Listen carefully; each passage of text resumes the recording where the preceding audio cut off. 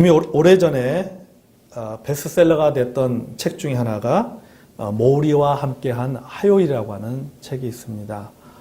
이 책은 중고등부 학생들에게 필독서가 될 정도로 굉장히 유명한 책입니다. 모리와 함께한 화요일이라고 하는 책인데, 이 책을 쓴 사람은 미치 앨범이라고 하는 사람입니다. 이 미치 앨범은 대학을 졸업하고 기자 생활을 합니다. 그리고 스포츠 칼럼니스트로 유명해집니다. 유명해지면서 돈도 굉장히 많이 모으게 됩니다. 그리고 명성도 많은 사람들에게 유명해지는 유명 인사가 되었습니다. 하지만 늘 자기의 마음속에 늘 공허함을 느끼기 시작했습니다. 돈도 많이 벌고 명예도 얻었지만 늘 마음에 그런 어떤 공허함을 느끼게 됩니다. 그러다가 우연히 대학 때 자신의 은사였던 교수님이 투병중에 있다라고 하는 소식을 듣게 됩니다. 루게릭병에 걸려서 투병중에 있다는 소식을 듣게 됩니다. 이 얘기를 듣고는 이 책의 저자인 미치 앨범은 먼 길을 마다하고 비행기를 타고 그 스승을 만나러 갑니다. 그래서 스승을 찾아서 스승을 문안하고 또 그 스승이 죽기까지, 돌아가시기까지 이 매주 화요일마다 찾아가서 이런저런 이야기를 나눕니다. 그러니까 투병 생활하고 있는 그 스승과 매주 화요일마다 만나서 이런저런 인생에 관한 이야기들을 나눕니다. 그래서 그 이야기를 엮은 책이 바로 모리와 함께한 화요일입니다. 이 교수의 스승 이름이 바로 모리예요. 모리 스워치라고 하는 교수인데, 그래서 이 모리 스워치라는 교수와 이 책의 저자이면서 제자인 미치 앨범이 화요일마다 만나서 여러 가지 인생에 대한 이야기를 나누고 그 이야기가 책으로 만들어진 것이 바로 모리와 함께한 화요일이라고 하는 책입니다. 그 책에 보면은 한 번은 이 모리 교수가 늘 바쁘게 살아가는 제자에게 이렇게 이야기를 합니다. 내가 이렇게 보니까 의미 없는 생활을 하느라 바삐 뛰어다니는 사람들이 참 너무도 많은 것 같다. 자기들은 중요하다고 생각하는 일을 하느라고 분주하는 것 같지만은 실제로 내가 볼 때는 잠을 자고 있는 것 같다. 이렇게 이야기를 했습니다. 왜냐? 그것은 그들이 엉뚱한 것을 쫓고 있기 때문이다. 자기 인생을 의미 있게 살려면 자기를 사랑해주는 사람들을 위해서 바쳐야 된다. 자기가 속한 공동체에 헌신하고 자기에게 의미와 목적을 주는 일을 창조하는데 헌신해야 된다. 그러니까 한마디로 말하면 뭡니까? 내가 많은 사람들을 사랑해야 되고, 그 다음에 가치 있는 것에 내 인생을 투자하고, 내가 속해 있는 그 공동체에 헌신하는 삶을 사는 것이 그것이 참 의미 있는 삶이다라고 이야기를 하고 있는 것입니다. 그러니까 이 죽음을 앞두고 인생에 대한 또 깊은 사색과 깨달음을 제자들에게 들려주는 그 죽음을 눈앞에 둔 이 교수의 마지막 강의는 참으로 소박하지만 또 결코 가볍지 않은 그러한 이야기인 것을 그 책을 통해서 알 수가 있습니다. 이 참 모리 교수의 말처럼 과연 우리는 잘 사는 만큼이나 나는 잘 죽는 법에 대해서 알고 있을까라는 생각이 듭니다. 과연 나는 잘 살고 있는가? 그리고 나는 잘 죽는 법에 대해서 알고 있는가라고 하는 것이죠. 자, 그러면 우리 성도 여러분, 우리는 잘 사는 것만큼이나 잘 죽어야 되는데, 소위 말해서 우리는 살아있을 동안 웰빙을 해야 되고 죽을 때는 웰다잉을 해야 됩니다. 웰다잉이 뭡니까? 말 그대로 죽어가고 있는 것입니까? 잘 죽어가야 된다라고 하는 겁니다. 잘 살아야 되고 잘 죽어가야 된다는 겁니다. 그러기 위해서 우리가 반드시 알아야 될 죽음에 관한 세 가지 진실이 있습니다. 첫째는 뭐냐면 죽음은 필연적이다 라고 하는 것입니다. 여러분, 죽음은 필연적입니다. 하나님께서 정해놓으신 방법입니다. 그러니까 성경은 죽음이 필연이다라고 하는 그 진로에 대해서 성경이 여기저기 찾아보면 상당히 많은 구절들이 있습니다.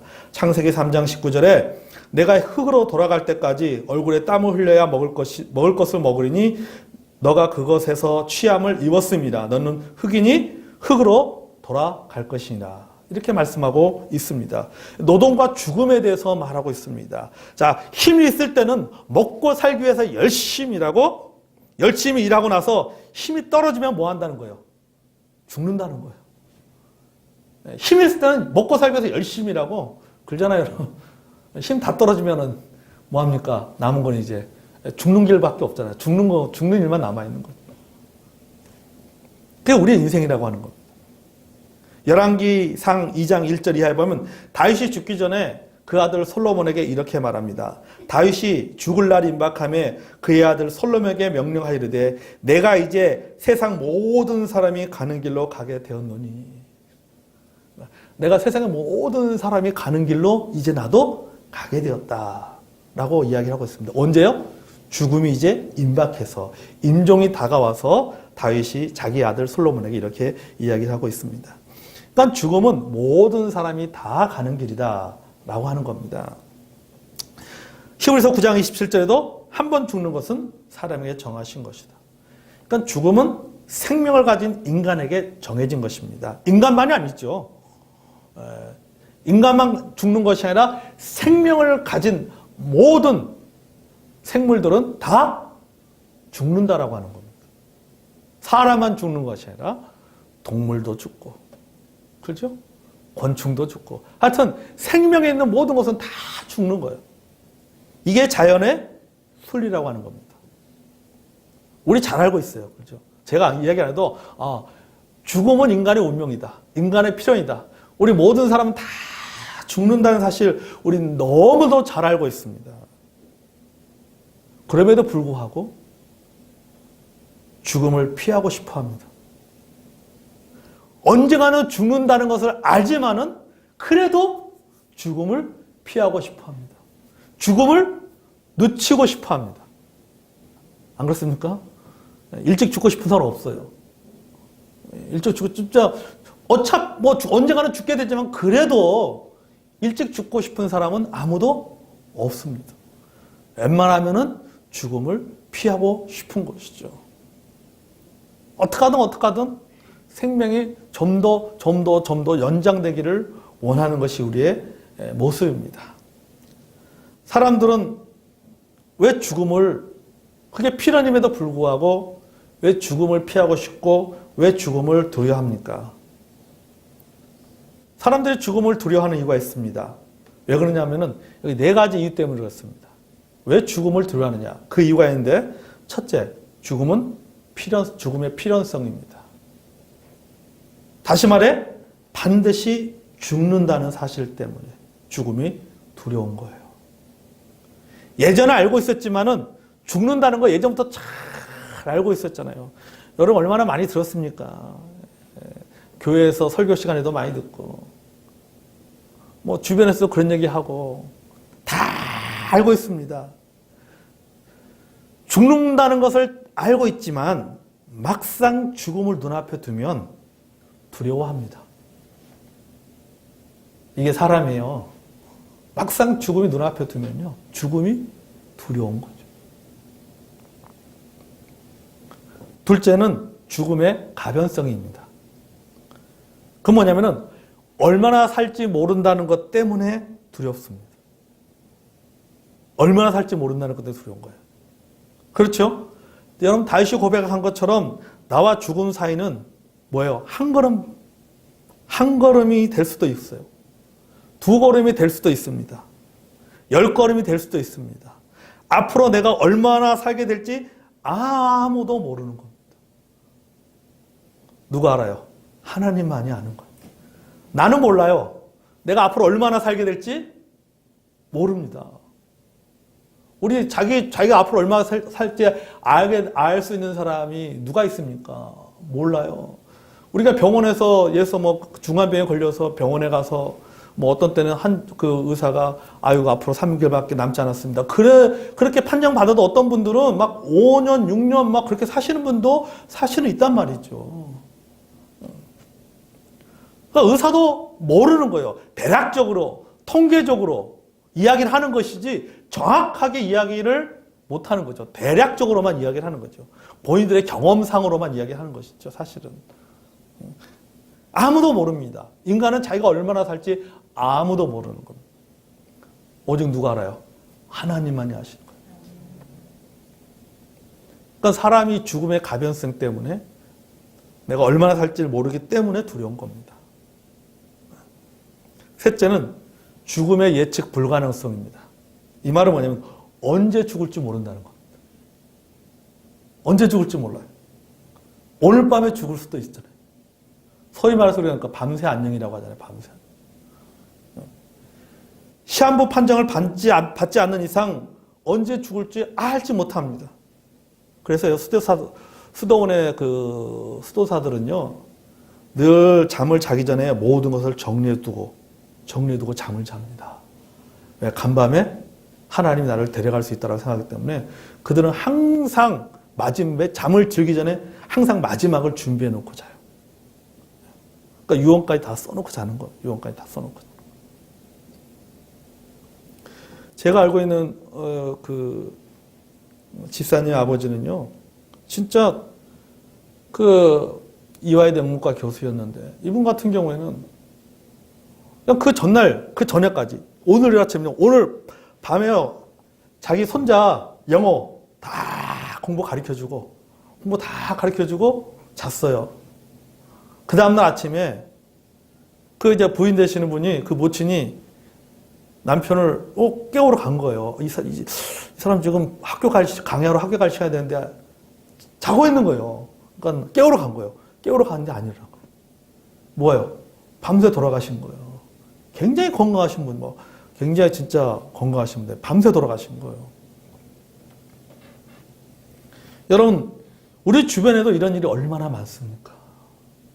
얼마나 많은지 몰라요. 죽음이라는 것은요, 예측 불가능합니다. 예측 불가능해요. 그래서 사람들이 두려운 겁니다. 죽음에 두려워하는 겁니다. 넷째는 죽음의 편재성 때문이에요.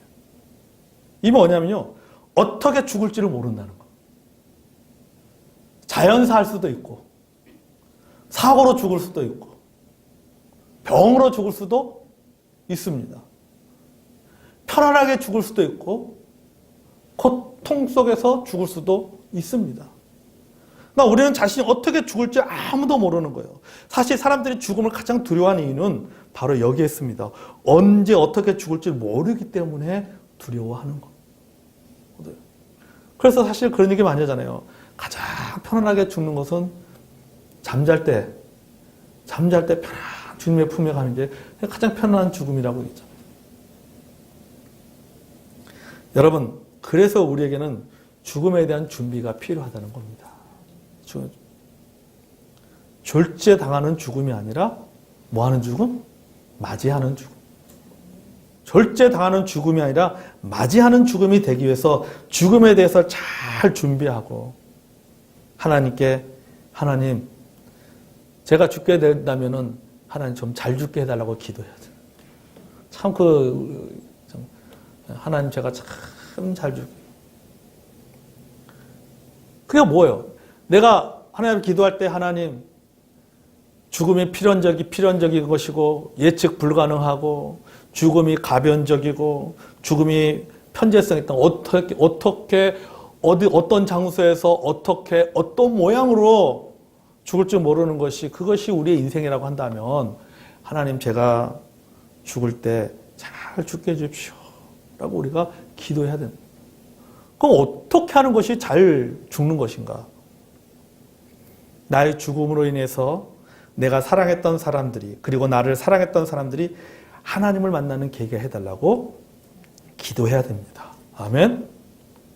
그리고요, 신앙을 권면하는 유언도 미리 준비하는 것이 좋다라고 하는 거죠.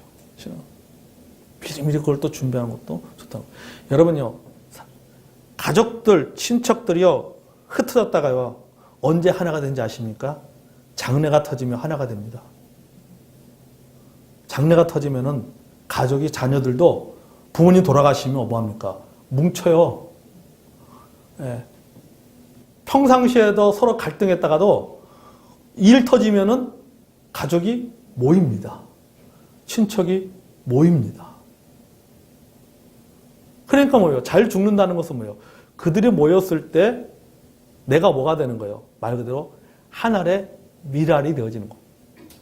내가 죽음으로 말미암아 내가 그 죽음의 길을 갈므로 말미암아 우리 자녀들이 예수를 믿게 되고, 우리 친척들이 예수를 믿게 되고, 여기에 조문을 오는 사람들이 예수 그리스도에 대해서 알게 된다라고 하면은 그건 굉장히 잘 죽는 겁니다. 그래서 잘 죽는 겁니다. 어느 교회는요, 교회에서요, 나이 70세 이상이 되는 성도들 대상으로요, 성도들에게 하고 싶은 말, 자녀들이 하고 싶은 말을 영상으로 미리 녹화해 둔다고 합니다. 예. 그러더라고. 제가 PD한테 얘기를 들었어요. 저한테는 목사님, 어느 교회는요, 그 교회 성도의 나이가 70이 되면요, 그분은 교회에서 녹화를 한대요. 예. 미리 녹화를 다 해놓은대요. 예. 그래서 뭐 교회 하고 싶은 얘기, 성도들이 하고 싶은 얘기, 또 자녀들이 하고 싶은 얘기를 그 유언을 다 녹화해서 가지고 교회에서 그거를 보관해 놓은대요. 그래서 저도 그게 듣고, 야, 우리 교회도 한번 시도해봐야겠다는 생각이 들어요. 진짜 농담이 아니라요. 예. 그런 시도를 한번 해봐야겠다는 생각이 들어요. 예. 왜 그렇습니까? 죽음이라는 것은요, 예측 불가능하기 때문이에요. 정말. 예. 둘째, 죽음은 자는 것입니다.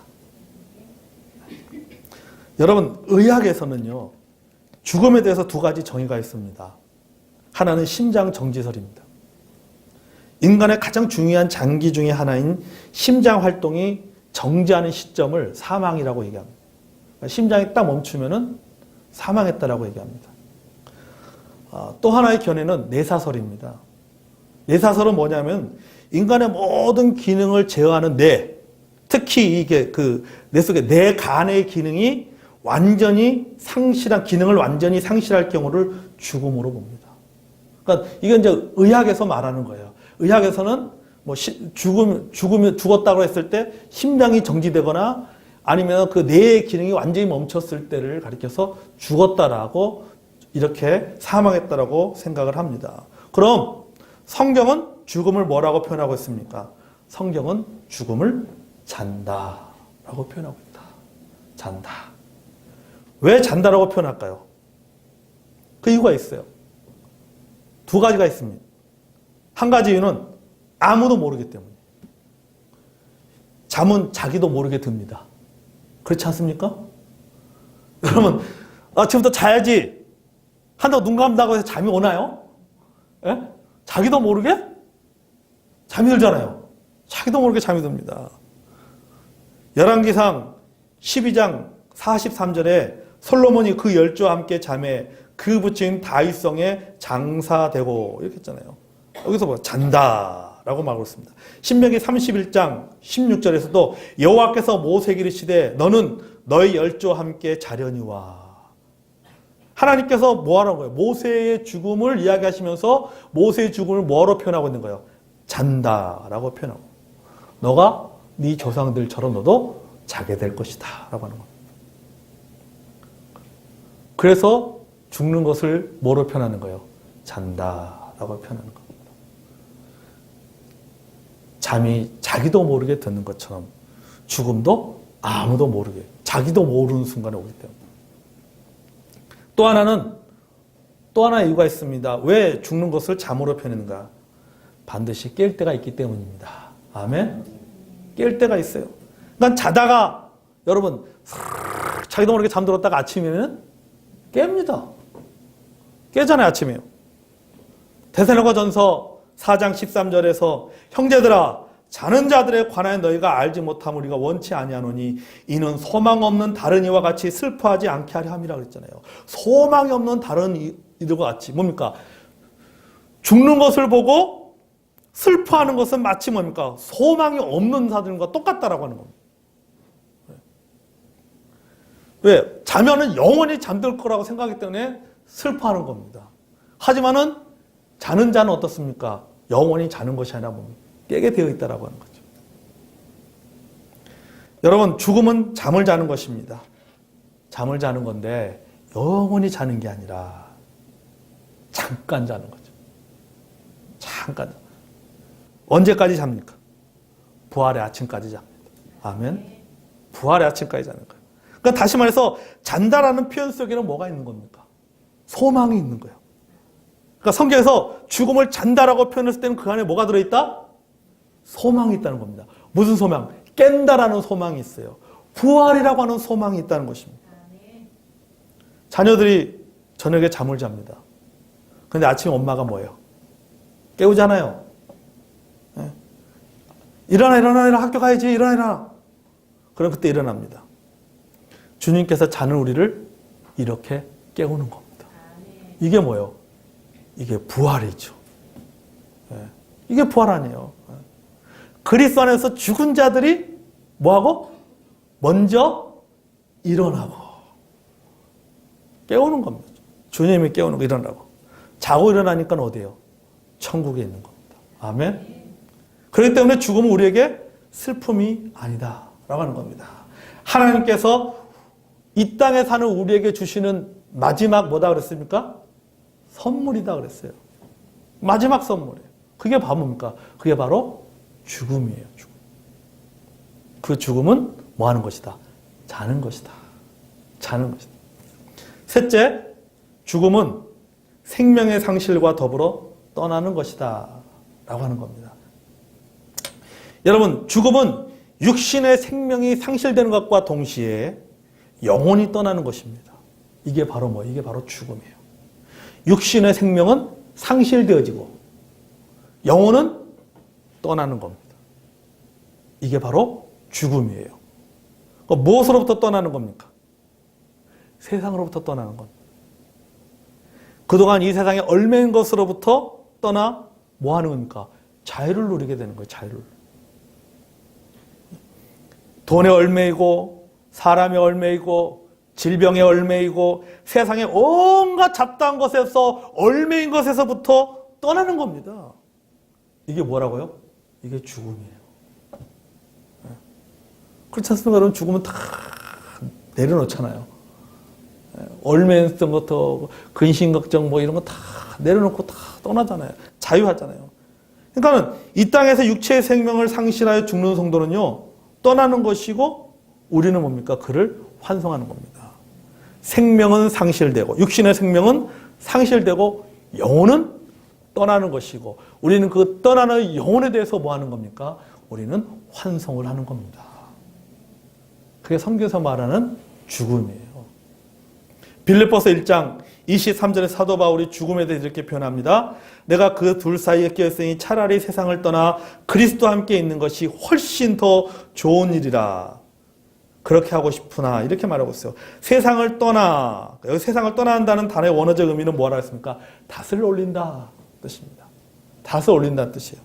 그러니까 항구에 정박해 있는 배가 닻을 올리는 이유가 무엇입니까? 떠나기 위해서입니다. 떠나기 위해서 닻을 올리는 겁니다. 그래서 그리스도인의 죽음은 이 세상 항구에서 떠나서 어디를 가십니까? 천국의 항구로 들어가는 거예요. 디모데후서 4장 6절에도 보면 전제와 같이 내가 벌써 부어지고 나의 떠날 시각이 가까웠도다. 그러니까 사도 바울은 자신의 죽음이 임박했다는 사실을 알고는 이렇게 지금 고백하고 있는 내용입니다. 나의 떠날 시각이 가까웠도다. 이 떠날 시각이 가까웠도다라는 이 뜻은 뭐냐면은 출발 신호가 임박했다라고 하는 거죠. 선장이 출발 알리기 위해서 뭡니까? 뿡 하고 뭐 하는 겁니까? 백고동을 울리는 겁니다. 그게 바로 뭡니까? 나의 떠날 시각이 가까웠도다요. 백고동. 이제는 뭡니까? 출발한다는 겁니다. 이제는 배가 출발한다는 것입니다. 자, 이 배가 어디로 출발합니까? 여러분, 죽음의 배가 어디로 출발해요? 천국으로 가는 겁니다. 세상의 항구에서 떠나서 천국으로 가는 겁니다. 어디로 가요? 하나님 곁으로 가는 거죠. 하나님 곁으로 가는 것. 그래서 우리는 천국으로 떠나는 배를 뭐 하는 겁니까? 환송하는 거잖아요. 그래서 우리가 드리는 예배가 뭐라 해요? 천국 환송 예배가 되는 거예요. 자, 환송에는 두 가지 의미가 있다고 했습니다. 한 가지는 떠나보내는 것은 뭐예요? 기뻐하는 의미를 가진 환송이라고 했습니다. 기쁘게 떠나보내는 것이 환송이다. 한자로 기뻐할 환자, 보낼 송자, 기쁘게 보낸다. 이게 환송입니다. 그래서 우리는 장례식장에서 뭐 하는 겁니까? 곡하지 않고 뭐 하는 거예요? 찬양하는 겁니다. 아멘? 아이고 아이고 하지 않는 거예요. 찬양하는 겁니다. 며칠 후 요단강 건너가서 만나래. 왜? 우리도 뭐 가게 되니까. 다시 만날 소망이 있으니까는 우리가 며칠 요단강 건너서 만나리. 찬양하는 겁니다. 천국 입성이라고 표현하는 겁니다. 천국 입성이라고 표현하는 겁니다. 또 다른 한 가지는 원래 가야 할 곳으로 보낸다는 뜻입니다. 있잖아요. 환송에는 두 가지 의미가 있다고 그랬어요. 하나는 뭡니까? 기쁘게 보내는 것이다. 또 하나는 원래 있던 곳으로 돌려보내는 것이다. 이게 환송입니다. 그래서 돌아올 환, 보낼 송. 돌아가도록 보내는 거예요. 이게 환송이에요. 원래 있어야 할 자리로 돌아가는 겁니다. 그래서 여러분 전도서 12장 7절에 흙은 여전히 땅으로 돌아가고 영은 그것을 주신 하나님께로 돌아가기 전에 기억하라. 죽음에 대해서 말하면서 이렇게 말해요. 영은 하나님께서 주신 곳으로 돌아가라. 환송이죠. 돌아가는 겁니다. 그러니까 몸은 흙으로 돌아가고 영은 하나님께로 돌아가는 것입니다. 그래서 그리스도인에게 죽음은 돌아가기 위해서 뭐 하는 겁니까? 떠나는 것이다. 라고 하는 거예요. 여러분, 우리가 죽음에 관한 세 가지 진리가 있다고 했습니다. 첫째, 죽음은 필연적이다. 둘째, 죽음은 자는 것이다. 셋째, 죽음은 뭡니까? 육체의 생명은 상실하고 떠나는 것이다. 자, 이 세 가지가 불행이 아니라 축복이 되기 위해서는 어떻게 될까요? 하나님께서 주신 가장 큰 선물을 받아야 된다고 하는 겁니다. 그게 바로 뭐예요? 구원의 선물입니다. 아멘. 자, 필연적으로 모든 사람은 죽는다. 죽음은 필연적입니다. 죽고 그 다음에 성경은 죽음을 잔다라고 표현하고 있습니다. 자, 잡니다. 자고 나서 모든 사람이 깨어납니다. 어떤 사람은 하나님부터 상급을 받기 위해서 깨어납니다. 어떤 사람은 뭐가 받기 위해서? 심판받기 위해서 깨어납니다. 뭔 차이예요? 이 땅에 살아있을 동안 하나님께 주시는 가장 큰 선물인 구원의 선물을 받았느냐 안 받느냐. 그러니까 구원의 선물을 받은 사람에게는 하나님께서 주신 이 땅에 주신 마지막 선물이 뭐가 되는 거예요? 그게 진짜 선물이 되는 겁니다.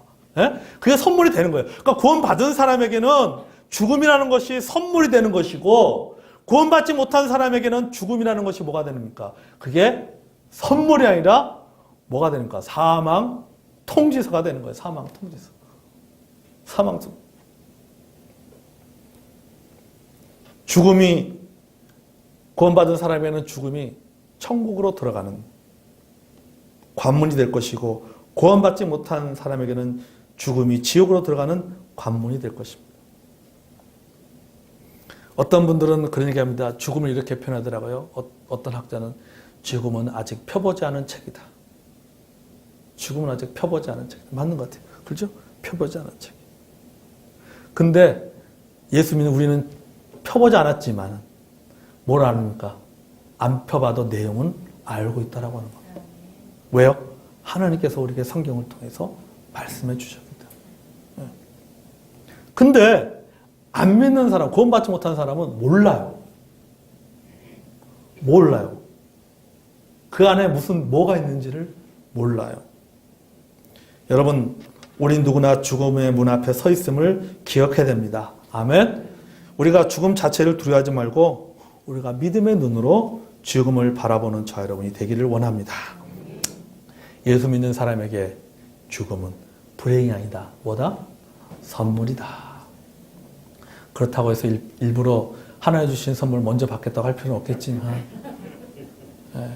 없겠지만은 그러나 늘 우리의 마음속에 그런 마음이 필요하다라고 하니까 우리가 예수 믿는 사람은 적어도 성경적으로 죽음이 무엇인가에 대한 좀 그런 개념을 우리가 잘 세울 필요가 있다라고 하는 것이죠. 그럴 때만이 어떻습니까? 제가 밴드에도 쓴 것처럼 참 무슨 죽음? 괜찮은 죽음. 참 괜찮은 죽음을 맞이할 수가 있다는 사실입니다.